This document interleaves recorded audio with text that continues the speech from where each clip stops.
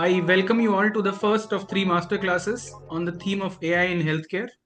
We all appreciate your enthusiasm in being here and in participating, and we also hope to see you on the 9th, 10th, and 11th of October at Geo Institute for the main executive course.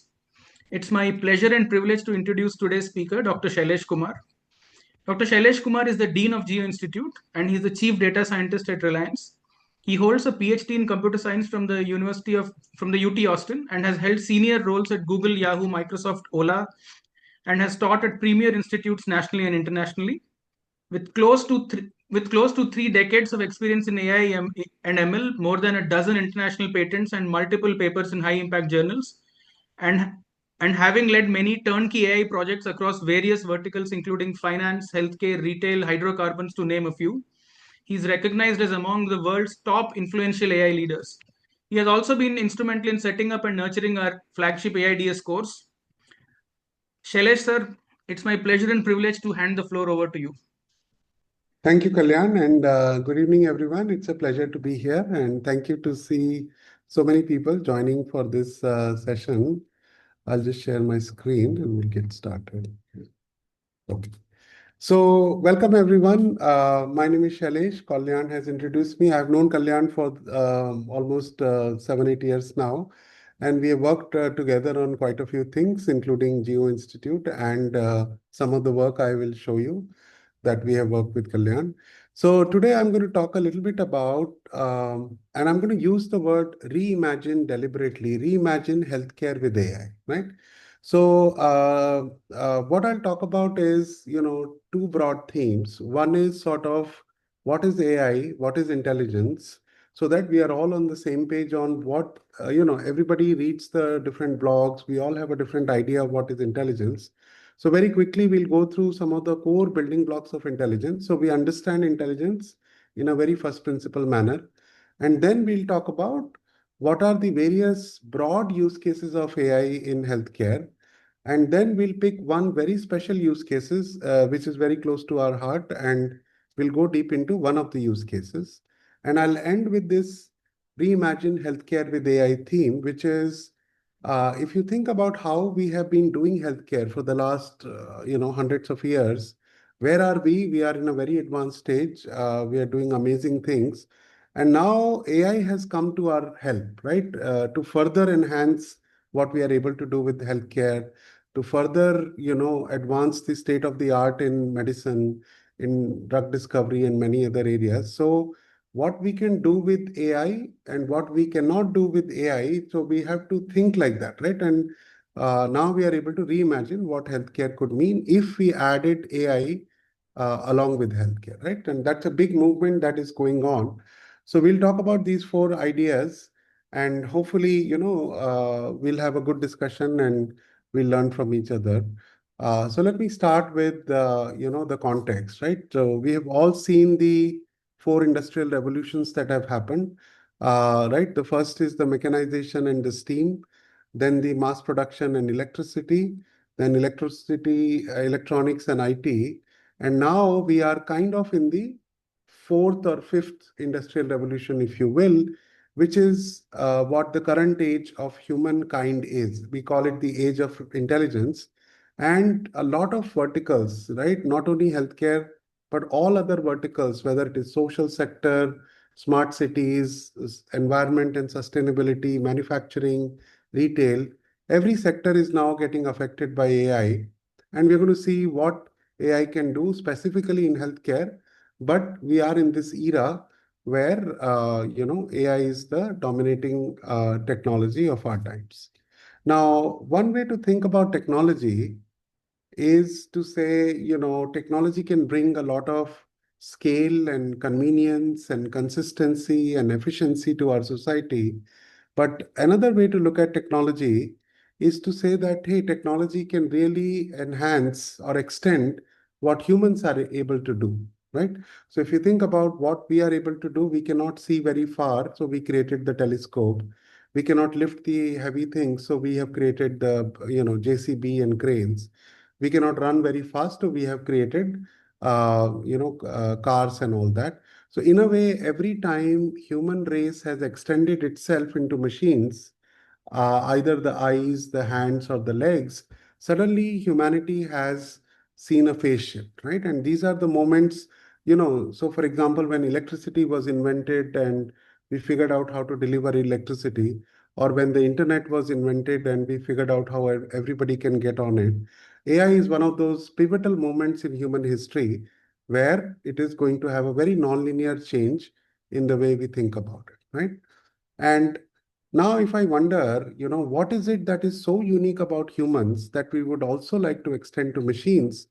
And, what comes to mind is our intelligence, right? So it's not enough that we have extended our eyes and legs and arms into machines, but how about we are able to extend now our intelligence also into machines?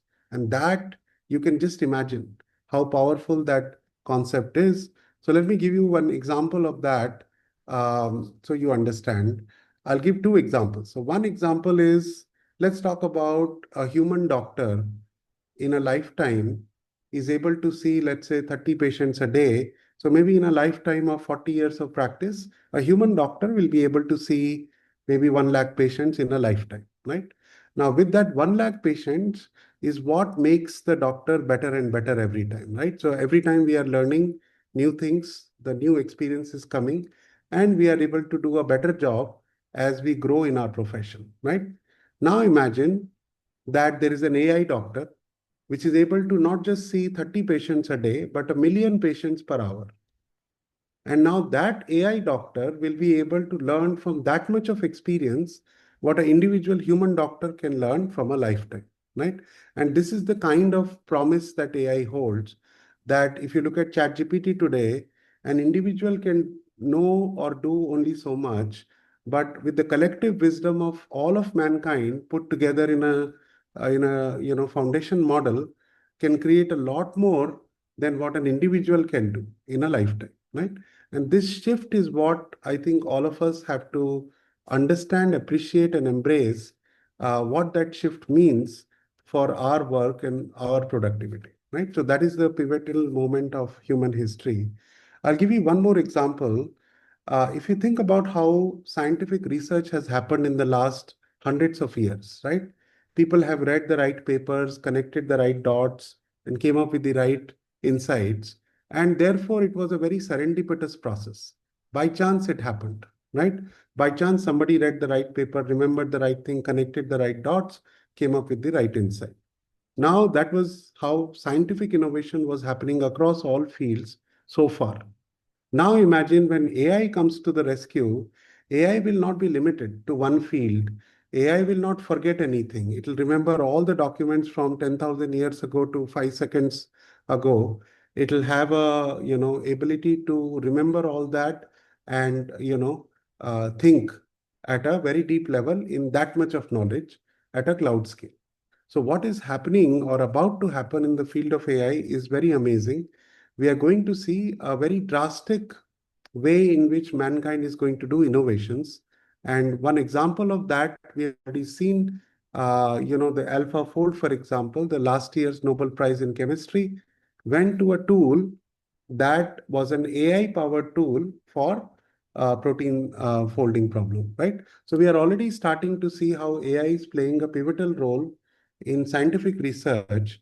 And my prediction is in the next few years, we are going to see more and more innovation coming because AI was a partner in doing that innovation, right? So these are very exciting times.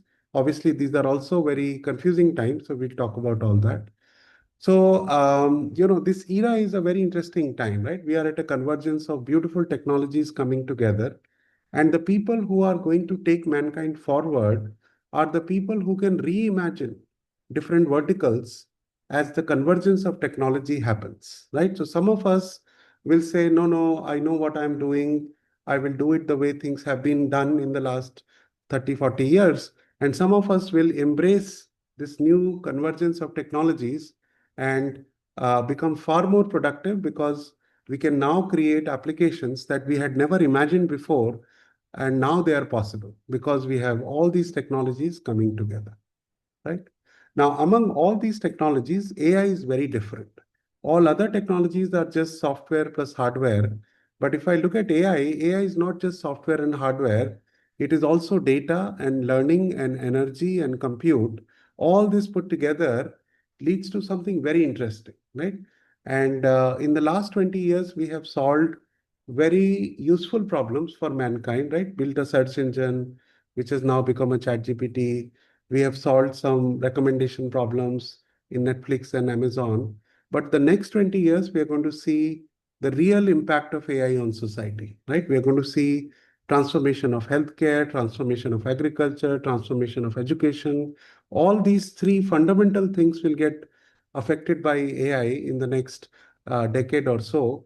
And that is when common people, the patients, the doctors, the students, the teachers, the lawyers, the non-tech common people will start to feel the effect of AI the way we feel the effect of electricity today, right? So this statement was made. We have not yet reached the full potential of AI, but we are getting there, right? So that's where the next 20 years is. And this is a very good time to understand what it is and how we can use it in our fields, right? So fundamentally, what is intelligence?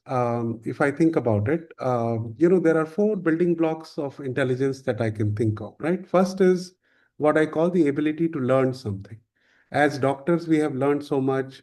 As in any profession, we are learning. As children, we are learning to walk, to speak, to draw, to do gymnastics. So we're learning so many things throughout our life.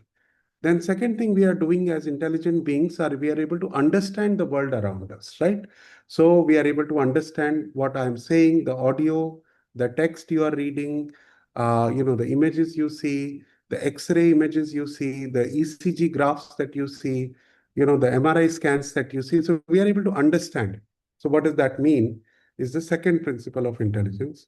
The third is the ability to think about things, right? So when we have to make a diagnosis, for example, we are not just doing a one step process, right? The patient tells us something, we think about it, then we ask a follow-up question, then he gives me an answer. So it's a sequence of steps, pretty much like playing a game of chess. So that's the third kind of intelligence.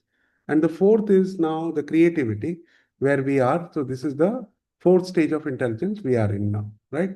So the idea is now that we are here, because of ChatGPT and all, we are now able to create music, art. We are able to create, for example, X-ray report or an MRI report automatically using AI and all that, right? So we are in a very interesting place where AI has mastered these four critical skills that make somebody intelligent. And obviously the fifth skill, not skill, the fifth quality of an intelligent species is what we call sentience, right? And this is something that the godfathers of AI are now both concerned about and looking forward, right? So we are trying to see what will happen if AI becomes self-aware, right? And it can do things better than humans, and it doesn't need inputs from humans anymore, right? It has its own goals, its own purpose, and it can do things on its own, right? So we are at a very critical stage. We don't know where it will go. AI will redeem humanity or destroy humanity. We still don't know. The jury is out, and it's up to us how we use it in a proper way and all that, right? So what is learning? I'll just go through each of these building blocks so we are all on the same page on our core understanding of what is intelligence, right? So the first principle of intelligence we talked about is learning. Now, when I show you this picture and you say this is all A, the amazing part about our brain is that we have never seen these A's before, and we are able to say that this is an A. And this is very amazing to me because our brain is not a memorization system, right? We don't remember all the A's, all the cars, all the X-rays, all the patients you have ever seen. We don't remember all that. What do we remember? We build a model for A, we build a model for a COVID patient, we build a model for how a cancer PET scan looks like. So we have a model for everything in our brain, right? And whenever we see a new input, it goes to all the millions of models. And one of the models says this is an A, or this is a stage 4 cancer, or this is a COVID. And we are able to say that, right? With very few examples, we are able to learn so much and make these kind of generalizations. So this is the first principle of an intelligent system. The second thing is understanding. So what is understanding? So if I show you these pictures, by themselves, they are just a circle and a line. But if I put a different circle, if I put the context behind the drawing, suddenly you can see that the line and the circle means different things on the left side and on the right side. Why? Because the context has changed and the content is given meaning by the context, right? Same thing on the top. If I look at the word, I was right to avoid a suit against apple, man in suit on my right was drinking apple juice. Again, the content is the same. The words are common, but because the context is different, we understand them differently. And this is the foundation of all our understanding, right? We understand language, we understand X-rays, we understand ECGs because the context is there. Now, we are able to diagnose a disease because we have a context, right? A fever alone can predict maybe 200 diseases. But when I tell fever in the context of 5 other diseases or symptoms, right, then we are able to make a very proper judgment about what is this fever actually mean, right? So we understand what is understanding, reconciling the part and the whole, and the whole and the part, and the part and the whole is something very natural for our brain to do, and we are able to do that. Yeah. All right. So the next is thinking. Thinking, I think, is by far one of the most critical parts of intelligence and most underused and non-understood part of intelligence, right? So let me talk about thinking for a second.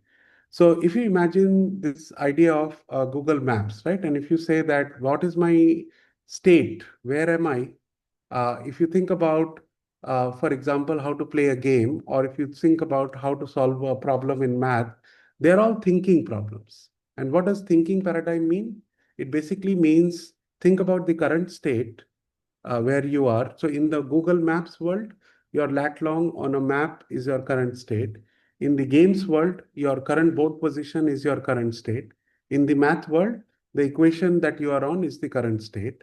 And then our brain is saying, or Google Maps is saying, what are my feasible actions, possible actions in the current state, and what is the optimal action, right? And then we continue this journey. And this is exactly, once we take the optimal action, we move to the next state and we continue, right? So this framework is called thinking.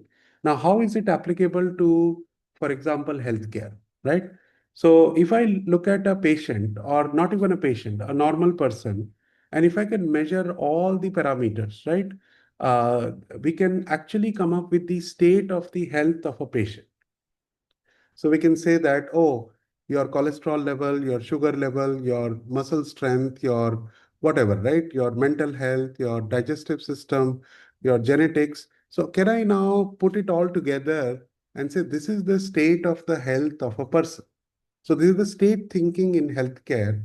And obviously every doctor, every discipline can look at the same person in their own way and say, okay, according to this dimension, your cardiac health is very good, but your kidney health is not good, right? And you can create a sort of a scorecard for a person based on the test results and all of that. So that is the state part. And what is the action part? Action part obviously is depending on the numbers, you can now say what this person needs to do.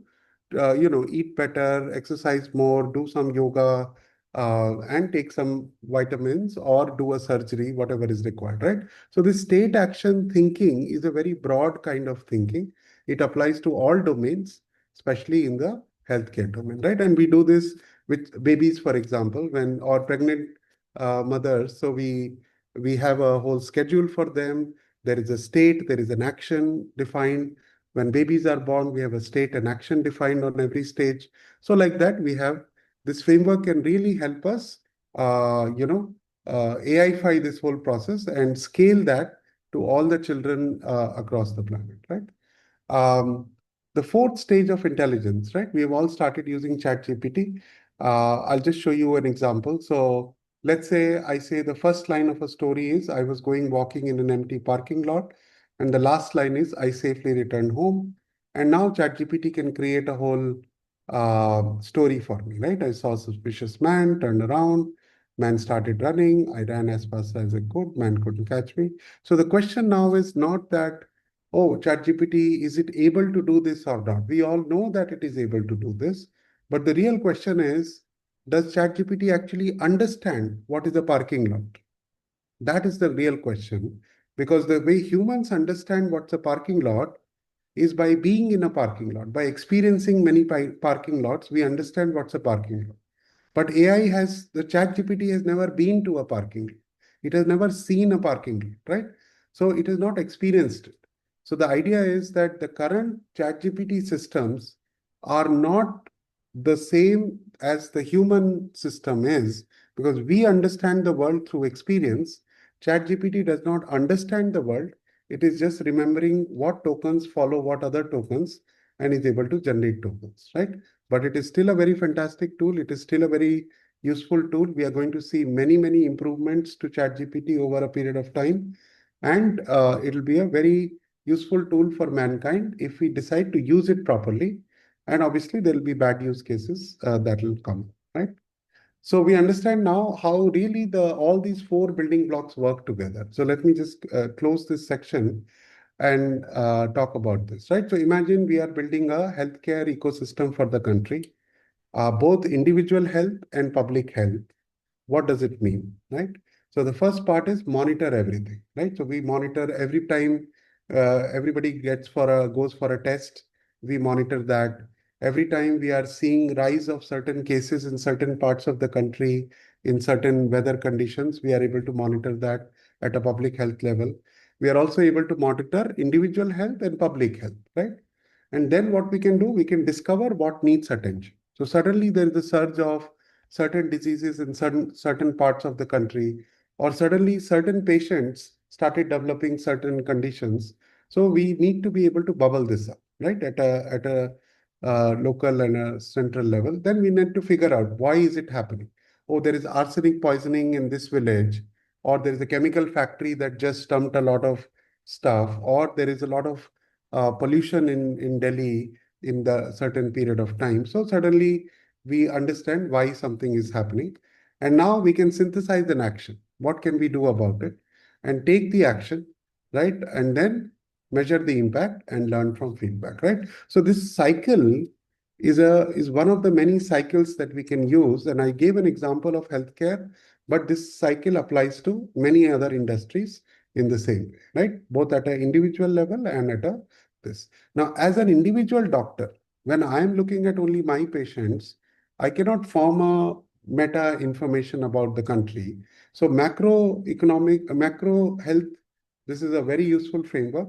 And if this was there, we would have been able to detect the early rise of COVID way before we actually finally detected it, right? And so on and so forth. All right. So now I'll go broad. So we talked about AI in general, right? Very broadly, it is the four building blocks: learning, understanding, thinking, and creativity.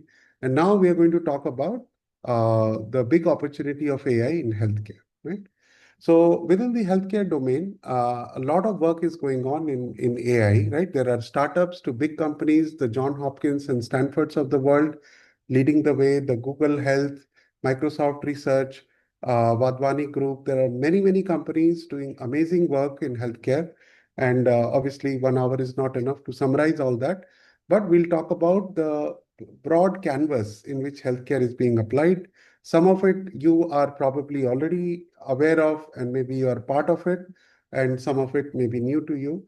But the first thing we need is the data, right? Today's healthcare data, if you look at, for example, handwritten, notes by the doctor and prescription, that becomes physical data. And now what happens over a period of time, even a single patient cannot keep up with all the physical data, all the previous reports. And now if 10 years later, a patient goes to a doctor and the doctor wants to see the old reports, there is no way to access because that data was never digitized properly, right? So one of the big infrastructures that the country level we need is the electronic health record, right? It should contain all the things that are advised by our doctor fraternity, that this is what it should contain. So the National Health Stack of India is trying to build a national electronic health record with all the bells and whistles around that. Now, what can we do with it, right? So every time somebody does a test or goes to a doctor for something, we can build health scorecard. So today, like the Prime Minister is talking about the soil scorecard, can we not have health scorecard for everyone, right? Based on all the parameters. And now this scorecard is helping us telling, hey, what to do, what not to do, sort of the state of the health, right? That we talked about. Then there's a lot of applications of healthcare in computer vision. So today, retinopathy, for example, Google mastered the art of looking at the retinopathy images and predicting a lot of things, right? Radiology, pathology, all these areas, what human experts do today, right? AI is now able to match and exceed them quite a bit. And, obviously that raises a lot of interesting questions, right? The first question I have is, should our X-ray machines, MRI machines, ECG machines be connected to a printer, or should they be connected to the cloud? Because in the cloud, the data will go, it will be secured, it will be anonymized, it will be analyzed by AI. AI will generate the report, and a human expert will able to curate that report, right? So a human radiologist is still needed to curate that report and say this is okay, this is not okay. And then his feedback is going to help continuously improve the AI. Now, why is that important? Why is that mindset shift important is we want to scale the human expert to the masses, right? The number of reports coming is increasing, the number of labs is increasing, the number of radiologists is not increasing at the same pace, especially the good ones. So what we need an automated system to help the radiologist do most of the work, and then the radiologist can look at it and continue. This is the mindset shift that we also need in the industry. It's not enough that we understand AI, we are either afraid of it on one side or we are completely dependent on it on one side. Both extremes are not healthy. We need a middle ground where we can use AI as a tool, like we use all the other tools in healthcare. How come we don't want to use AI as another tool, right? So it's just another tool that will accelerate our work. Another area of healthcare and AI is the whole supply chain, right? So today, a lot of times this happens that a doctor has prescribed a medicine and I'm not able to find it in my local pharmacy, right? Or some other things, right? Like the things we need for operation theaters or anything. So how do we make this very, very systematic? So now imagine if we are able to predict that a certain disease is going to grow in a certain area in the next 3 months. We are able to predict that. Why? Because we have seen the patterns in the past. Can we not pre-supply the right medicines in that area and prevent the shortage, right? So this ability to think ahead, predict ahead at a region level, for a disease level, for a demographic level, and be prepared for it is a very powerful thing. Then we are not short of vaccines or short of medicines in different parts of the country, right? Diagnosing is a big problem, and we'll go deep into that. And one of the critical problems in healthcare, especially in countries like India and the global south, is the lack of good doctors who can really diagnose, in tier 2, tier 3, and villages, right? So how do we now take AI and scale and complement a good doctor with a second opinion that AI can give? Yeah. Omics is a big area. We all understand that nurture and nature both affect our health, right? So genomics, epigenomics, proteomics, all these areas are still practiced in the traditional way, right? We have labs, we create cultures, we do some gene expression and all that. How can we speed that up, right? Because this is causing us to take years after years to create new medicines and all of that. But can AI come to the rescue, speed this process, right? And we're going to see one example of that. And drug discovery is a huge area, and a lot of work is going on. Again, today, drug discovery is a 10-year process for a new drug from scratch. But can AI accelerate that process, right? Can we figure out the cure for cancer or cure for some of the other diseases that we are struggling with? How do we do that And there's a lot of data that is growing. Clinical trials are growing, research is growing, uh, you know, evidence-based data is growing, right? What doctors are doing on the field, that data is growing. Everything is growing, but it is not easy to keep up with all that growth in data unless we have a tool like AI to look at all of this and figure out, interesting patterns that are very hard for humans to look at, right? So therefore, AI can really power a lot of research in that area, right? So, talking about the quality of healthcare, right? Indian population versus what WHO is recommending is very different.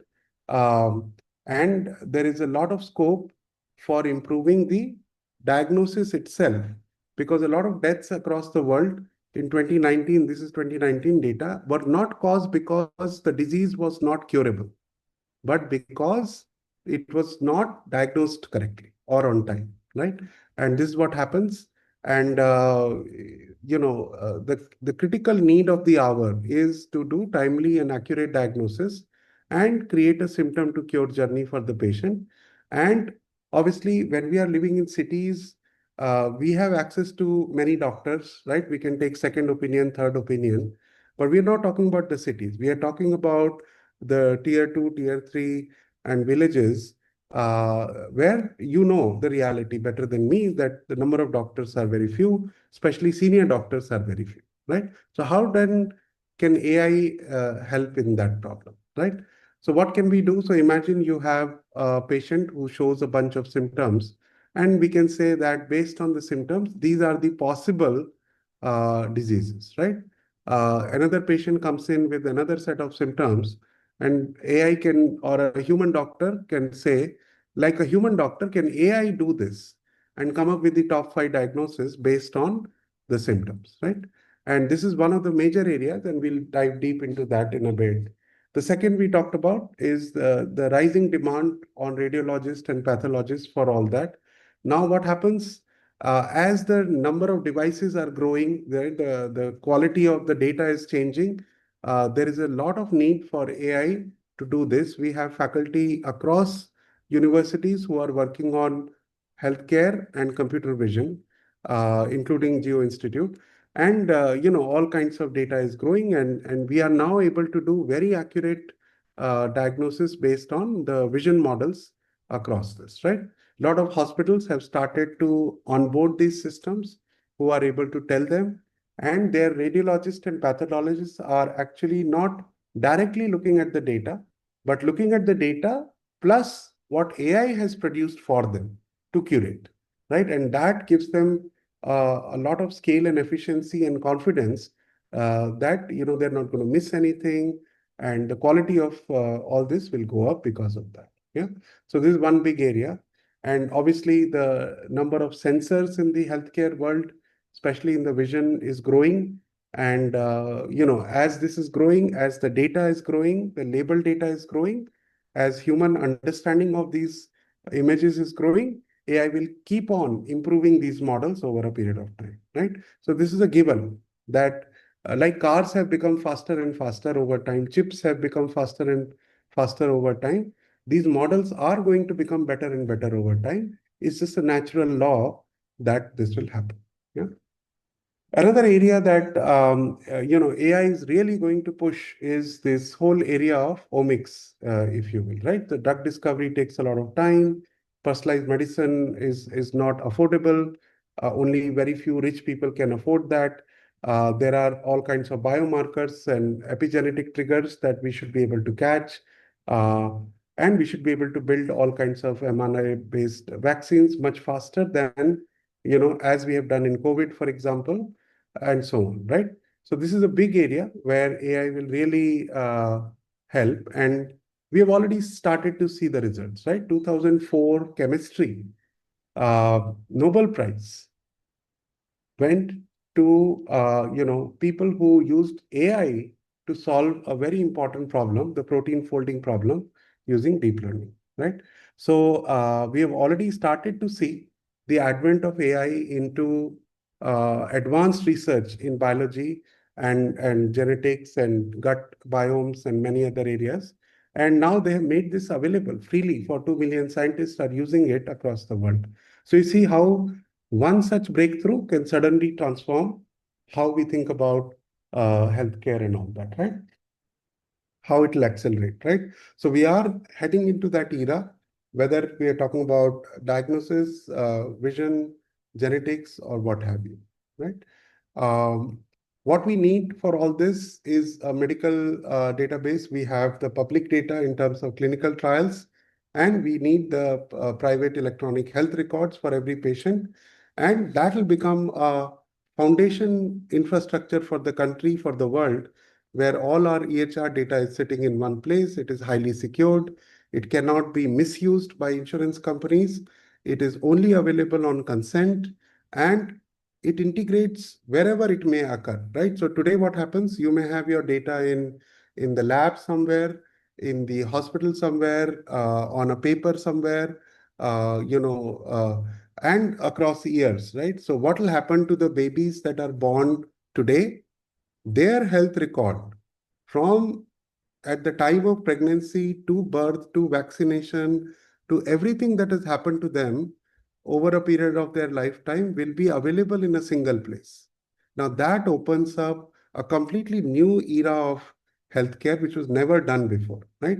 So today we'll know for every patient as he walks in, we'll know everything, right? We'll know his current symptoms, we know his past history, we'll know their parents' history, we'll know their allergies, we'll know their genomic history, we'll know everything. And now imagine the quality of diagnosis will suddenly go up multifold because we know everything. And that is what the whole point of EHR systems are so essential now. Government of India is trying the national health stack, and hopefully it will get adopted, and or some such system will get adopted, right? Now, one of the great innovations that will happen based on that. So let me give a parallel example. If you look at LinkedIn, for example, right? LinkedIn has a profile of every person in their career path. Now, if I know everything about a person in a career path and I have this knowledge for millions and millions of people on the planet, can I not use this information to predict what a person's next career move will be based on all the data, right? Now, I take this analogy to healthcare. Now, imagine if I know everything that has happened health-wise to every person on the planet or in a country, can I not use this to predict what will happen to you next in the next 3 months, 6 months, 1 year, 10 year? Can I not predict that? Because the early warning signs are already there. And today we are not analyzing it well enough. The patient comes to us only when he's really got symptoms. But, somewhere something is already showing up in their blood, but we were not paying attention. But AI will look at everything.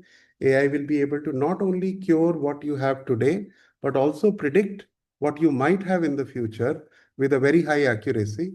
And now imagine we are going to move away from preventive healthcare, reactive healthcare, if you will, to preventive healthcare, that certain diseases will not even happen to us, right? And we can do early things. So that is the new possibility that is emerging, but it is not possible if we don't standardize and make available the EHR data and let AI run loose on it with a lot of anonymity and all that to learn the patterns and then make predictions about every patient in every region. Okay? Another area that we are talked about, the corpus of knowledge is growing, right? If you look at Ayurveda on one side, homeopathy, allopathy, all the different forms of medicine, and how much knowledge is now getting created every now and then. So one of the another infrastructure we need is the medical knowledge graph. Obviously, there is a medical chat GPT, there is a medical knowledge graph, which really can be sort of like this, right? So if I think about reading a piece of text from PubMed or from the medical textbooks, I can actually extract this knowledge in the form of a knowledge graph. And now I can use this and query this for different kinds of tasks, right? I can say, hey, suggest some medicines for fever. I can say, what are the, other use cases of aspirin apart from fever? I can do many things, right? Because I have a knowledge graph. And now imagine the graph spans across symptoms, diseases, genes, regions, medical procedures, codes, all that is there. And now you can do very complex reasoning in the medical knowledge graph. Yeah. So for example, here is a schema of a knowledge graph. There are pathways and organisms and genes. And imagine if this is available to you and you can query this. If you are a oncologist, doctor, you can do this. If you are, solving another kind of disease, you can do this. So it's a very useful tool and infrastructure that AI can create and use to do deep diagnosis for people, right? All right, so now I'll move on to the third part where I'll show you a diagnosis system we have built during the COVID time. And now, obviously, with ChatGPT and all, it has become much better. And this was the work done with the guidance of Dr. 𝗕𝘂𝗁𝘀𝗀𝗏. So I want to acknowledge he's our guru. He has taught me everything I know about healthcare. And with his assistance, we were able to build a very nice tool that he named as Avigna, right? So if I look at the journeys of patients through health, there are really two journeys, right? One is the proactive journey. So one group of patients who are very good at monitoring themselves, they wear the Fitbit, they do their test every now and then. So I can call it a proactive health journey of a patient, right? So they don't come to a doctor when they have a symptom. They basically keep doing their test, and if anything pops up, AI will look at it, or their personal doctor will look at it, or their health coach will look at it and flag it and immediately tell them what to do.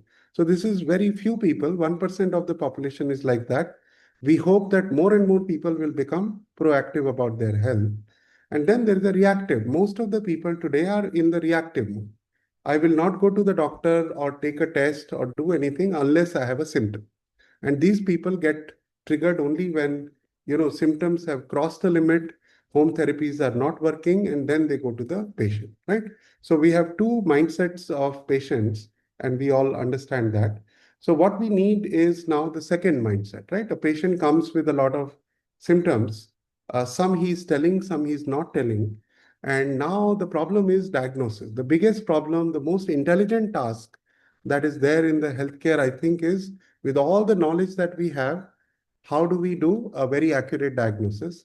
And it's a very subjective process, right? If I go to one doctor with a certain experience level, another doctor with a different experience level, they might give me a slightly different diagnosis, because diagnosis is still an art, right? Preclinical diagnosis, especially. And then after post-clinical, it becomes a science, but preclinical is still an art, right? And it depends on how trained the doctor is, and especially in the Indian context, the diversity of people is very different. A fever in a Ladakh area might be very different than what it means in Kerala, and all of that, right? So what we need is an assistant to a doctor who can do a very holistic, that means it will not miss a potential disease, and precise, it will make sure that the most likely disease are showing up at the top of the diagnosis, right? So we need a very deterministic way, not deterministic, but a very confident way to say that I have a good diagnosis, top 5 diagnosis. I'm pretty sure that the actual disease is not missing from the top 5 diagnoses, right? So how do we get to that state? So let me draw a workflow first. So if I think about this workflow, right? So a patient comes with initial symptoms. We look at the EHR also. So let's say we have registered the ABA ID or some ID of the patient, and we build the preclinical AI-based diagnosis system. I'll show you multiple ones of them. And then once the diagnosis comes out, we don't show it to the patient, we show it to the actual doctor. Actual doctor looks at all of this and says, yes, I can see the conversation, I can see the diagnosis, preclinical diagnosis AI has produced, I can see the electronic health record and the history of the patient. And now the doctor will take responsibility and say, I agree, I disagree, I will move something up, I will add some more disease. The doctor is going to oversee this. And then if the further investigation is needed, that's an easy problem. If we know the top 5 diseases, we know what investigations to do. AI can recommend, doctor can agree or disagree or change. And then the reports, AI can look at the reports. Again, post-clinical diagnosis can happen. Again, we can invoke the electronic health record, plus the reports, plus the symptoms, and then come up with the post-clinical diagnosis. Again, a human doctor will look at it, and then a prescription will happen. Again, we want to know what are the other medicines you are taking, what are your allergies and all that. And then doctor will approve the prescription and so on. So what happens in this workflow is, this is what we call augmented intelligence. Augmented. That means a human expert has been augmented by an AI expert, and the two work together, right? Like a junior doctor, senior doctor. So AI is your junior doctor who is helping with all the 4 stages, and you are overseeing that, and your job is much faster now, right? You can see more patients per unit time. You can be more confident about your diagnosis, and not missing anything because of any other reasons, right? The hardest problem in this journey is obviously the preclinical diagnosis, right? So let's talk about that. So what does that conversation look like, and how does an AI doctor does that conversation to assist a real doctor, right? So patient says something, we build a symptom state, and we say, these are the 20 or 5 symptoms you have told me so far. I will remember them. So this is my state of the symptoms. Based on that, the AI doctor, like a real doctor, will deduce what are the disease state. Possible 20, 30 diseases now I have in my mind, which I'm not telling, but I know that these are the possible diseases. And now this is the state part of it, right? We talked about the thinking process, state and action. And then what happens? Now, if the doctor is pretty confident that I know what is going on, then the doctor can declare and say, okay, I have the diagnosis, here is the next step. But if AI doctor is not confident, first it will ask the rule-based questions. So for example, if you said fever, it has to ask fever questions. If you said headache, it has to ask headache questions. But once it is done with all this, what really the intelligence kicks in is what we call the reasoning-based questions, right? Where the doctor says, okay, do you also have rashes? Do you also have something else? And how does a doctor do that? He's doing the differential diagnosis. So we have built a system which mimics this kind of a thought process with the help of Dr. Chetan Bhatt to kind of mimic that thought process of a doctor, so that we can scale this diagnosis system to the masses. And then the AI doctor can generate a question, patient can answer that question, and the cycle goes on till the AI doctor is confident about the preclinical diagnosis, right? So now we have done this for about 500 diseases and 500 plus symptoms. And our system that was built over the last 3-4 years is now pretty confident. We are doing 77% accuracy in the top diagnosis. That means for a lot of test cases, we have seen that our top diagnosis is correct 77% of the time. And within 97%, we are getting accuracy in the top 5 diagnoses. That means if we are producing the top 5 diagnoses, there is a very good 97% chance that the patient will have one of those diseases. But obviously, this is not enough. We want to get to 100% and all that. And in our empirical studies, we have seen that if the patient is giving me 4 symptoms or more, we are able to do 100% correct diagnosis in the top 5 diseases, right? So now we are pretty close. And now compared to a junior doctor, right, just coming out of a medical school, we have kind of reached at least, that level or above in terms of precision. Yeah. So let me show you some examples of this. So imagine a patient comes in and this is an app. Patient downloads and says, okay, I am 29-year female. I have fever, cough, breathlessness, and tiredness or fatigue. So they have entered their initial symptoms. And now because they said fever, we have to ask fever-related questions. So this is the rule engine-based questions. They have said cough, so we have to ask the cough-based questions according to the guidelines. Because they said breathlessness, we have to ask breathlessness-related questions. And then because they said tiredness and fatigue, we have to ask a follow-up question on that. So now the 4 symptoms they told me, I have exhausted all the follow-up questions. Now I'm ready to ask a AI-generated question. So now AI has a disease in mind, the top end diseases. Now AI is generating reasoning-based questions and saying, are you experiencing loss of smell? Do you have a sudden feeling of cold and chest pain? And the patient will answer yes and no. And this can go on till AI is reasonably sure, and then it will produce the diagnosis. Now, this does not have to be shown to the patient. This can go to their doctor, and then a call is established with the doctor. Or this can happen when the patient is sitting outside waiting for the to meet the doctor. He can finish this whole thing. AI has generated the diagnosis. This goes to the doctor directly. When patient walks in, then the doctor will be able to discuss and see all this and agree, disagree, or whatever they want to. Yeah. Another example, 23-year-old female, fever, headache, confusion, and disorientation. Again, fever question. We have put in the graphic, so it's easy for patients to say which kind of headache and all that. More questions on that. And then again, this is the reasoning-based question, which is different than what we asked earlier. Why? Because the AI doctor is thinking of different diseases earlier to do differential diagnosis and ask those symptoms. And now AI doctor is looking at different diseases to ask different questions. So that is the intelligence that is baked into it. And it's able to ask the right questions and finish the job. Yeah. Now, I'll just give you let me quickly go through this. So here the patient is saying fever, abdominal pain, dark yellow colored urine, and all that.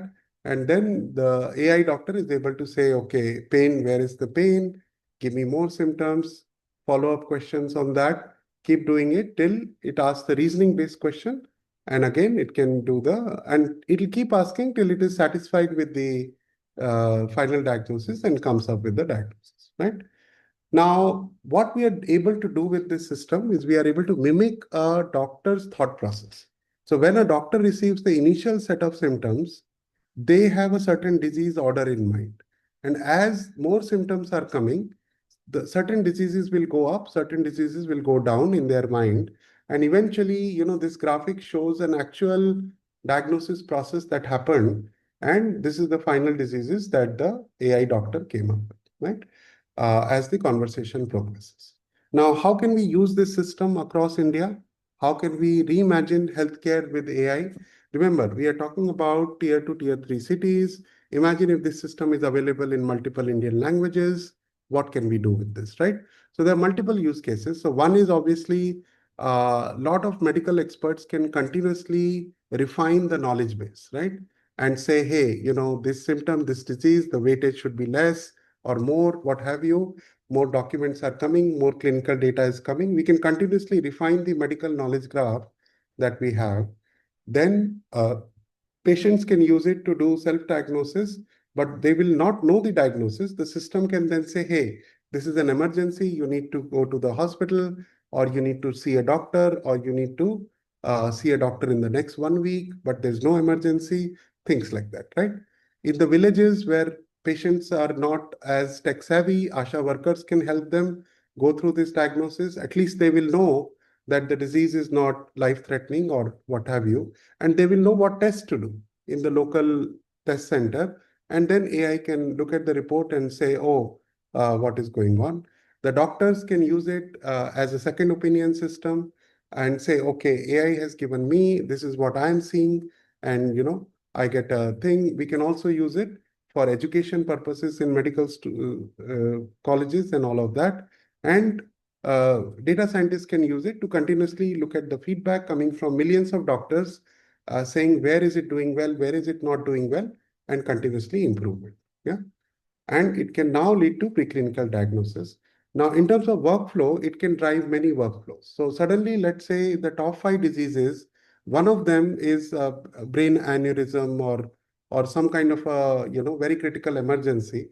And suddenly what this system can do is it can connect to the local ambulance ecosystem and suddenly book an ambulance and send the patient.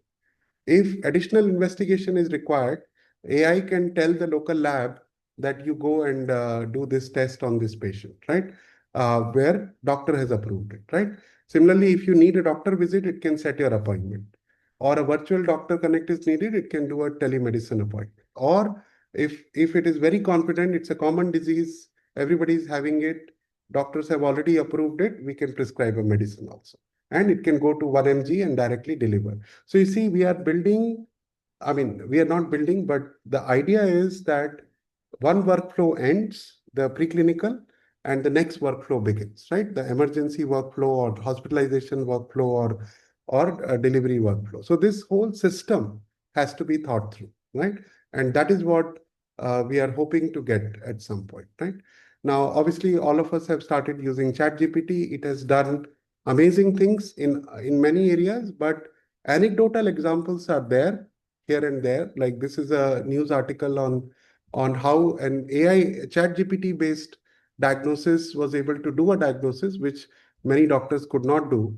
But there are other use cases also. There are studies that say ChatGPT fails in diagnosing a lot of child medical cases, and it's only it's wrong 83% of the time. You see, so sometimes it works, many times it might fail.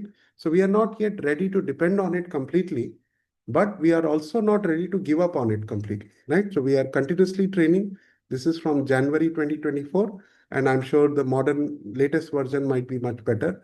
And now people have started building real GPTs only for medical diagnosis. So this is just one example where people have started using ChatGPT capabilities only on medical literature. So it is not confused by other things, and only focus on that and do a very high quality diagnosis.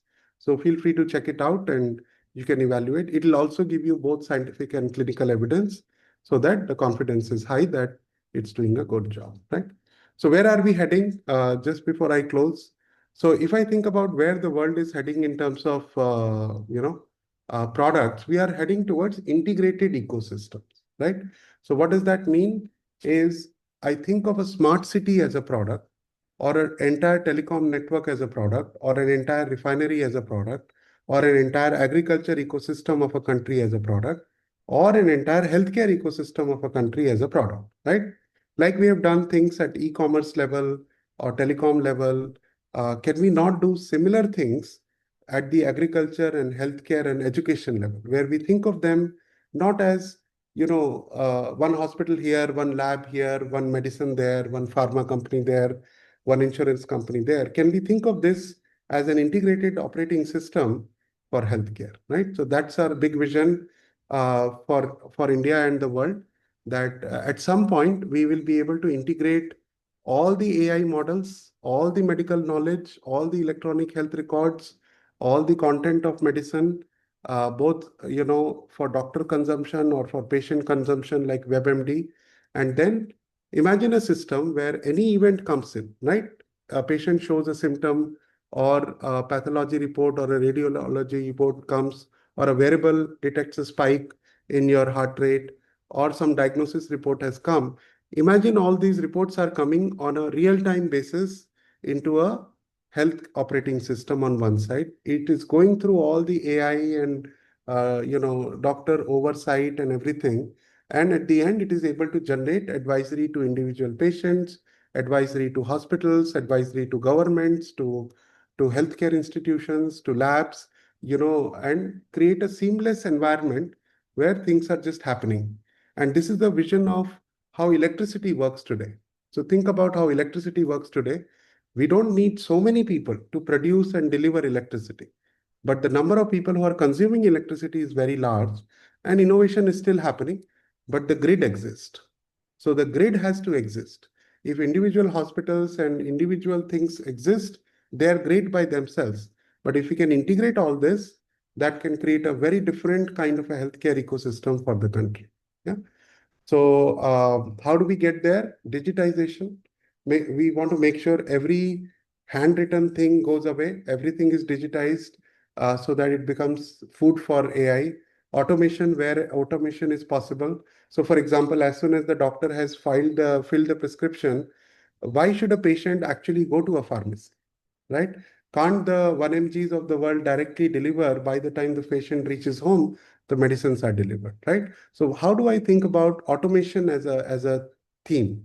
Then how do we think about intelligence? How do we augment pathologists, radiologists, junior doctors with intelligence, like what we saw. How do we democratize this? Why should only one doctor build this? Why should only AIIMS is responsible for this? Why can't all of us participate? Some can contribute their knowledge, some can contribute label data, some can contribute in some other way doing the modeling work. And why can't we all democratize this process so that all models are better and improving all the time? Because we have shared anonymized data across hospitals for each disease, and we are able to build much better models than what we can build with our own little data, right? And that is one of the themes we should have a debate about. How do we build these systems inclusive, right? Today, if I build Avigna only in English, it will not work for everyone. So how do I build this for all languages? How do I personalize advisories to every patient? And the most important will be, how do we build trust in people that an AI doctor is looking at their report first, and then a human doctor will curate that report.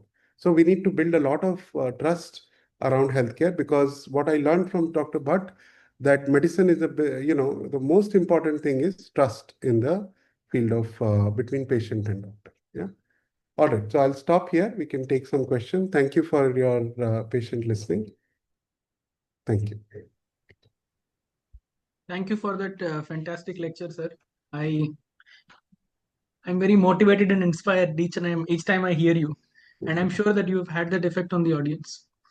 There are a couple of very good questions coming up. Yeah. One is a bit adversarial, but I think it's a fantastic question, and I think you are the best person to answer this. I'll read it out verbatim. Yes. Why? And many people have asked it in different flavors. So the question is, why should people from the clinical ecosystem learn to think the AI way, if you will? And what is the value add for somebody who has decided to continue in exclusively a clinical role? Yes, yes. No, that's a great question. And this is a question not only the doctor community is asking, the same question software community is asking, because AI is able to generate code now. The same question English teachers are asking in education, or math teachers are asking. So this question is very valid. So let me give you some examples, right? So today, let's say you have a long line of patients waiting. You are a doctor inside in a university or a campus, large campus. You have a lot of patients, and you have few doctors, right? Take a urban example, then a rural example. Now, what happens when you think about the world from your perspective? You are saying, "Oh, I don't need help from AI. I know what I'm doing," which is great. But if you see the world from the patient's perspective, and imagine a patient has to wait for 3 hours to get a hold of a doctor, right? And maybe he is suffering from a very critical disease, and we don't know that. Now, what happens? The patient comes to the OPD, a nurse walks up to the patient, shows them the iPad, and let them do the diagnosis like this. If there is a critical situation, immediately the nurse can bump the patient up in the line, right? Second, if there is no senior doctor available, only junior doctor is available, AI can give a second opinion to a junior doctor so that he is confident. Third, if you are available as a senior doctor and you have already had, the AI has already had the conversation that you would have had, more or less 90%, then it saves a lot of your time. Now you can see 3 times more patients in a day, because you don't have to go through the 10 minutes of conversation with the doctor, right? So there is a part of us as experts which is kind of I won't use the word worried, but dismissive of new technologies. But there is a part of us which is appreciating what it is doing, right? And we have to play the role of a balancing act, right? It's kind of like, imagine 30, 50, 100 years ago, if somebody invented a tool for you as a doctor, right? And you said, no, I don't want to use that tool. I'm able to do this with my hand as a surgery. But somebody invented tools for you, no? Very beautiful tools for surgery were invented over time. And we were using them, and we were improving our quality of service. So it's the same thing. Just if you think of AI as yet another tool, which is not yet perfect by any means, but it is perfect in some areas within health. It is still getting perfected in other areas. But deep down, we know that if AI is given all the medical knowledge of the world, and all the reasoning capabilities, it can do an amazing job. We deep down, we know that. And now it is all about how we use it in conjunction with our daily life, pretty much like how we use Excel or calculator or a cell phone in our daily life. It's just an augmenter of what we are doing.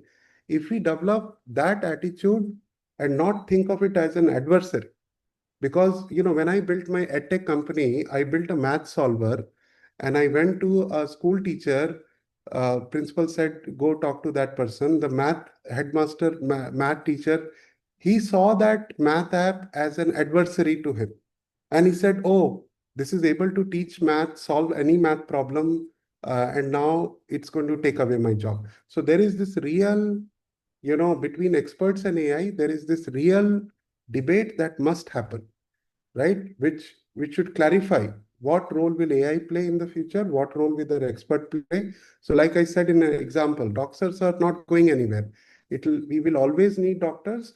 Today, like a flight, right? If you look at the aeroplane flights, we always have autopilot, but we never let a plane go with just an autopilot. We always need a human. Two human pilots are always there, while 90% of the flight is run on autopilot. It's the same mindset we need, right? And shifting this mindset is a harder problem, I think, overall than creating technology will happen. But shifting this mindset should also happen. And this is one of the goals of these kind of discussions that we should have. Yeah. Oh, thank you, sir. So one other common theme that I see emerging in the questions is people are saying that at the end of the course, I think I will be able to build some kind of proof of concept or an MVP by vibe coding and other tools, and I have the domain knowledge. Where do I take it from here? Good question. So, today there are hundreds of startups in healthcare. There are hundreds of hackathons that are happening. If you are able to build these kind of prototypes and proof of concepts, uh, uh, we can, start to use them at our own level first, right? Continue to improve them, because what you build in a few days may not be perfect. But at least now we are at a junction where we understand AI, we understand medical science, and we are able to do something magical by combining the two. And this is what the new future innovations will happen in. The guys from deep learning in Google, the DeepMind team, had no idea what is a protein structure and how to think about it. When people from that domain, the protein domain, came, and when they sat with these people, together they were able to create a Nobel Prize winning tool, right? And that is what the world needs. We need data scientists alone will not be able to solve healthcare problems. Doctors alone without AI will only continue to do the way things were. If we bridge this gap, and that is the experience we want to have, which is, oh, if I understood a little bit of AI and I know so much of domain knowledge, look, how much can I do now? Is a lot more. And that experience should drive us to say, now I want to be part of not just looking at one patient at a time, but create a system that can see thousands of patients at a time, right? And that scaling of who I am is what AI does to all of us, right? In every field, whether you are writing software or whether you are looking at patients. So that attitude shift is the first thing that I'm hoping. And then whatever you build, if you start trying it in your own clinics, and then start building a company around it, take it to the National Health Authority, AIMS, right? Get it approved. There's a lot of interest in the government on new innovation in healthcare. Lot of interest, right? Today, if you look at Israel and Europe and US, they're doing so much innovation by combining AI and healthcare. India has the largest diversity of genomics data, our lifestyle. I mean, the kind of research we can do with the Indian data is tremendous, right? Imagine if every person in India, whatever billion people we have, we had the gene sequence and we know what are the phenotype, genotype, lifestyle. Can we not create an engine? So let us not think that what I know is what we should do. Think very broadly and open-mindedly. And it should open our mind of the possibilities if we learn little bit here, it'll really open up what all we can do with this. Yeah? At scale. One last question, sir, Yeah. for the evening. It's a very like 60,000 feet question, and I think somebody like you is very well equipped to answer this, because you have seen AI evolve from the 90s decade to today, and it has definitely undergone a tectonic change. So the audience wants to know, what do you see happening to healthcare 10 years down the line? Beautiful. So, you know, when I was a child, I saw this movie called Gattaca. I don't know if how many of you've seen it, right? Yes, I saw too. Right? Jude Law, Uh, yeah. right. So the you know, people have imagined what would happen to the world, you know, a decade later and all that. It's a very good exercise, but it's a very difficult exercise, right? So the first claim I will make is I cannot imagine what the healthcare will look like in 10 years from now. Pretty much like I could not have imagined that we would have a Zoom call like this with 100 people 20 years ago, right? I could not, nobody could have imagined that, right? So, first of all, the rate at which technology is moving is amazing. Now, I gave a hint, one example I gave, right? What was the example? I talked about how if imagine every child born today till the next so many years, we will have every information about that child, right? What they eat, how much exercise they get, Fitbit, gene sequence, everything, right? Heart rate, all that we have. Now imagine if we have so much data about billions of people on a regular basis, all, you know, for each person lined up. Can you just imagine the possibilities? The possibilities are enormous. We can actually predict at the time of birth that you are going to have a certain disease at 60. Therefore, what should be your lifestyle now so that you can delay your, you know, symptoms, let's say Alzheimer or whatever, or, you know, is there a genetic thing that we can do, or is there an epigenetic thing we can do? So the future is, I think, genetics, epigenetics will take us in one direction beyond just vision and these models. New kind of sensors are evolving. Today we have dogs are able to smell for cancer early stage. Now I know a company that is building smell as a sensor, and they are now testing what will happen if I build a cancer detection with smell, non-intrusive, no PET scan. So what will happen today? PET scan is a very cumbersome process. Now imagine the following. So if that sensor is available, and even if a patient is walking on a, you know, let's say an airport or some kind of a place, and that sensor is involved, you know, how much can we do with that, right? Another sensor that Japanese probably already use, right? In the stool every day, you can do the stool test right there, look at the gut biome, figure out what's going on, right? So the idea is we need more and more people who are not only practicing the current medicine and gaining experience, but also thinking about these future ideas. What are the new sensors I can create? Can I predict health, you know, before health event happens, right? Uh, can I think about a macro level?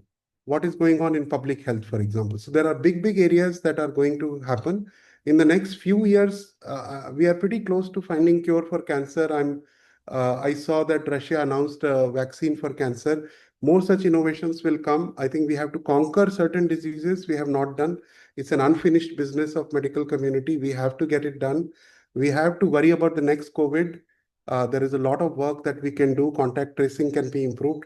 So there's no dearth of interesting problems, difficult problems that can be solved with AI, but it can only be done when we shed our apprehensions of a technology, understand it to the right level, and put our weight behind it to say, okay, you know, I'm going to solve for the world, not for my patients, but solve for the world. And let me see what I can do, right? And there's a lot of appetite. We can go very fast there. Yeah. Thank you. Thank you so much, sir. And this brings me to the saddest part of any of your talks. There are many, many questions, but we are also short on time.